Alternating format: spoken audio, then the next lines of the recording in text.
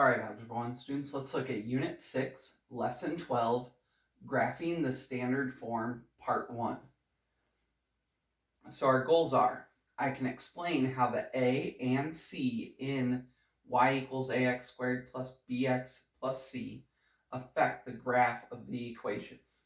So we want to identify how this a, how this c change how the graph works.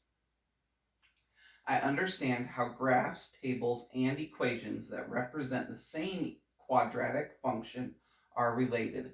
So we want to make the connection between graphs, tables, and equations for the same function.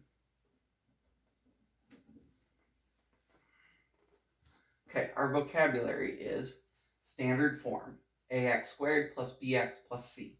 It's one of the main ways that we write quadratics. Y-intercept, where a graph crosses the y-axis. Vertex, point where a graph changes from decreasing to increasing or vice versa.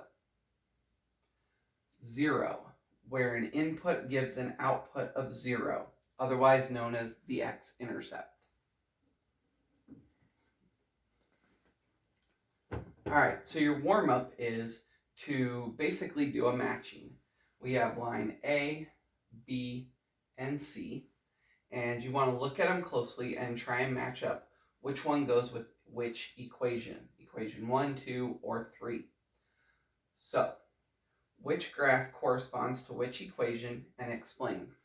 If my drawing isn't good enough for you, remember you can always go to the online book and look at it a little bit better. So, match line A to one of these three, match line B to one of these three, and then line C to one of these three. Each one has a match. Please figure out what it is and bring that to class tomorrow. That will start our discussion. Thanks.